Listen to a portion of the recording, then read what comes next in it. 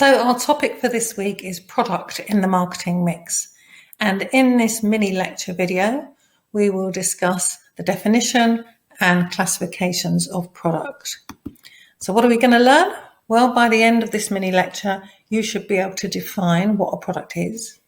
You should be able to explain Kotler's 3 levels of product and be able to use that. And you should be able to describe the major classifications of products. So let's get started. Is this a product? Of course it is. We recognise that, don't we? We're sure that's a product. But how about this? Learning, education, the thing you're doing now, is that a product? Actually, I would argue, yes, it is. How about this? When we go and get our hair cut, we don't take anything out of the shop with us, but is that a product? Yes. We know a phone is a product, don't we? When we go to see a concert, we buy a ticket. Is that a product? We know clothes are products, surely. But again, when we go to see a football match, is that a product? Well, actually, yes, they're all products. So what is our definition of a product? This is it. A product is anything that's offered to a market for the attention, acquisition, use, or consumption of consumers. Anything that might satisfy a want or a need. So anything that consumers want or need that satisfies their need, that's a product. It doesn't matter if it's a good or a service. So let's just look at the difference then between what we mean when we talk about a good as compared to what we mean when we talk about a product. So goods are tangible. That means we can touch them, we can own them. On the other hand, services tend to be activities. They give us benefits or satisfactions like a haircut. We can't touch them, they're intangible. And we don't own anything when we pay for them. You know, if we buy a train ticket, we don't end up owning the train, but we have had a benefit from buying that ticket. We've travelled somewhere. So goods and services are all products. The basic difference is goods we can touch, they're tangible. Services we can't. So Kotler said that there were 3 levels of product. And I think this is quite an important idea because it helps us to understand what are our customers buying when they buy a product from us. So Kotler talked about this idea of core customer value. And he said that was a thing that people really want when they buy a product. So let's go back to our pictures. What is it that we're really buying when we buy a car? Well, really, we're buying the ability to get from one place to the other. That's our core benefit, isn't it? How about when we buy a phone? The core product is we're buying something that will enable us to make phone calls, to send texts, and to get online, something that we can carry in our pocket. So the core product is when we're talking about that basic benefit that we want when we buy a product. The actual product then, it's those things that we recognise. Let's keep to the phone, the brand name. So we might buy an iPhone because we like that Apple brand. We might buy an iPhone because we like the design of the product, or we might think it's better quality. We might like the operating system. We might think it's easy to use. All of those are features of the actual product.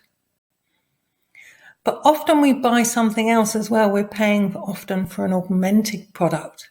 We might choose one product over another because the delivery is quicker, because we get a long guarantee, because we get better service afterwards. So what Kotler is saying really is that there are 3 levels of reasons why consumers buy products. And as marketers, we need to think about that carefully when we're trying to market our products. So we can also classify products. I'm just going to move myself out of the way. We can also classify products according to who buys them. Are they bought by consumers or are they bought by businesses?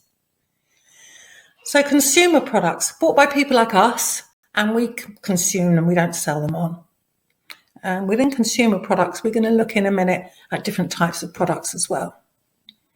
But we can also think about industrial products. These are products that are bought by businesses, really, and businesses will use those products for further processing in conducting their business. So we might be talking about raw materials that they're buying. We might be talking about parts. We might be talking about capital items, machinery, like a farmer buying a tractor or the factory owner buying a big machine, or a school buying a whiteboard and a set of computers.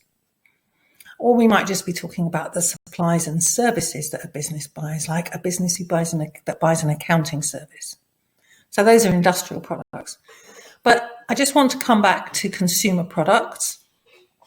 And you can see on this slide that we talk about 4 different categories of consumer product. And again, these categories are important because they tell us about different types of product and how businesses need to think about marketing those different types of product in a different way. So this is a rather complicated slide, but don't worry about that. We're going to look at it quickly. So we're going to look first at convenience products. And we see when we look at these, that these tend to be low price products. Things like toothpaste, magazines, detergent. As consumers, we buy these things quite often. We don't plan it very much. We don't make much effort to compare different products because it doesn't cost us much money. So these types of products tend to be available in many different locations. We just pick them up and we buy them. They're convenient. From the producer's perspective, the promotion can be a mass promotion. Easy to do for all of us. It doesn't need to be individualized. So that's a convenience product. And then we have shopping products. These tend to have a slightly higher price. They might be things like TVs, furniture, clothes, major appliances like fridges. We buy these things less often. And so we make more effort because the price is a bit higher. We tend to compare brands, we compare prices, we compare quality, style. These tend to be available in fewer outlets. And therefore, the promotion and the advertising for these products needs to be a little bit more personal and a little bit more focused. The other 2 types of consumer product that we're going to look at are specialty products. And again, these tend to have a high price. These are luxury goods, really, like a Rolex watch or fine crystal. And when we buy these products, we tend to have a strong brand preference and we make a big effort to go out and buy that product, but we may not compare brands so much. Maybe we're already committed to a brand. We tend not to be too sensitive about the price. We want the brand, we want the Rolex. Maybe we don't care too much how much it costs. So the distribution of these products is equally exclusive. We want to buy these products in a particular place that reflects their high cost and the value we put on them. So promotion for these products tends to be much more targeted to those individuals who want to buy them. The final category is unsought products.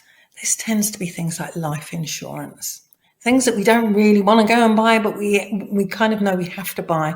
So for these things, businesses tend to really target us and personally sell to us in order to get us to buy them. So different types of products require different responses from businesses. Okay, so that's the end of our first mini lecture video. There are a few questions at the end here now for you to complete. Once you've done that, go on to the next video. Thank you and goodbye for now.